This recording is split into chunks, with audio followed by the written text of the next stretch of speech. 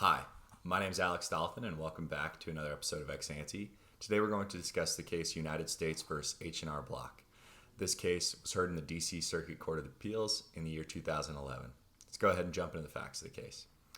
So just to know right off the bat, this is the United States Department of Justice is challenging a merger in the tax software business. Okay, so H&R Block, as we know, H&R Block is a corporation that helps people prepare their taxes online. H&R Block competes with TurboTax, Intuit TurboTax, and another smaller competitor, TaxAct. H&R Block decided they wanted to try and buy TaxAct. And the Department of Justice said, no, you can't do that. That is a violation of Section 7 of the Clayton Act.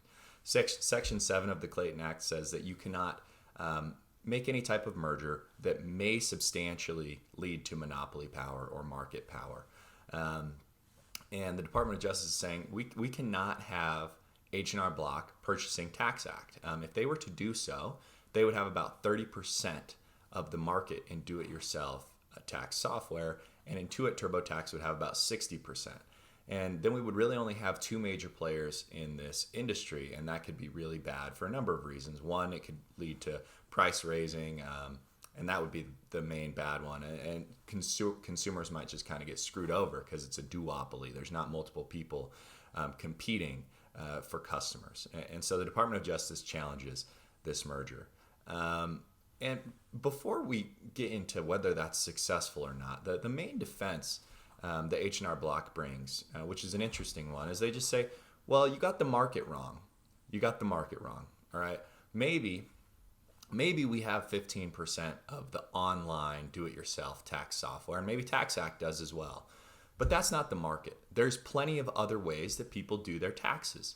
They might do their taxes with a CPA, or they might do them themselves with pen and paper. And those are viable options, viable substitutes for consumers. So you also need to consider all of those other services as well, namely CPAs. And if you do that, if we consider CPAs and self-service written tax filing, then we have a much smaller share of the market, a much smaller share of the customers. And this merger isn't as much of a problem because it's not going to lead to such high concentrations of market power. So that's their defense. The D.C. Circuit Court of Appeals kind of just says quickly, that's bogus.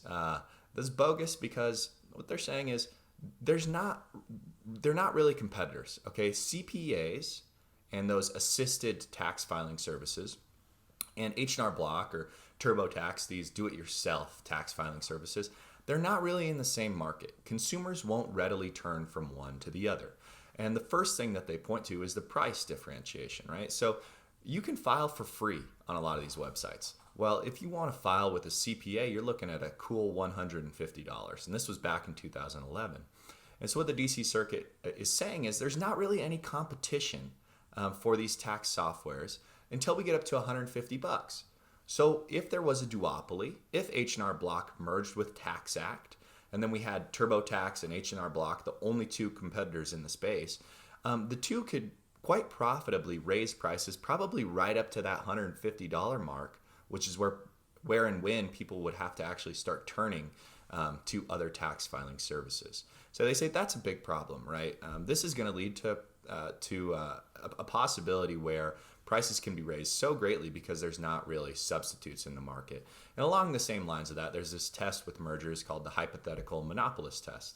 What that says is if you were, say we were just hypothetically going to say this merger goes through, and now H&R Block and TaxAct are one and the same, and they own each other, or H&R Block owns TaxAct.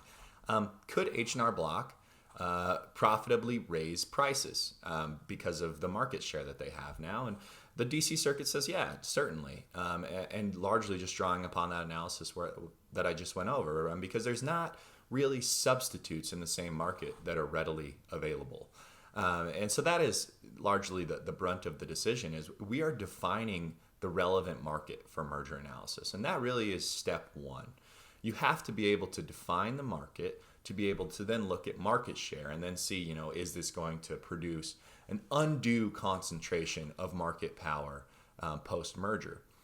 And so we first have to define the relevant market. And that was what the fight was over here. Because an H&R Block is smart. They hired smart attorneys. Is because they know that if the relevant market is going to be, do-it-yourself online tax filing systems, we're going to have a tiny little, it's not tiny, but it's much smaller than if we include, CPAs and self-filing. And if we include those, then, this merger might get through. But if we're just looking at online tax software, H&R Block's lawyers know that this thing's probably not going to get through. This would create a pure duopoly. I mean, this is a high likelihood, if this merger were to have gone through, that consumers are going to start getting screwed left and right, largely because now H&R Block and TurboTax, the only competitors, they're going to look to the left, look to the right, and say, all right, well, TurboTax isn't providing anything good for free anymore. So us as H&R Block, let's raise it up to $100, right? We can profitably do that. As long as both of us raise it up to $100, we can profitably do that. So you can see when there's only two people in a market, there is much greater risk for coordinated effects and harm to consumers. And we're trying to protect consumers in antitrust law. You can see why it's probably a good thing that this merger didn't go through. To play devil's advocate, if we're thinking that purely H&R Block has pure motives and they just want to motivate and help consumers and take prices, well, then there's a possibility that this merger would have been good, right? They could have better competed with Intuit TurboTax, which I think is what most people think of when they think of online filing systems. And perhaps H&R Block could have provided better services for consumers at a no cost to the consumers, at free, right? And then getting money back off skimming from the refunds or something like that. But it's interesting. It's pretty clear that this one is bad when you define the market to online tax filing.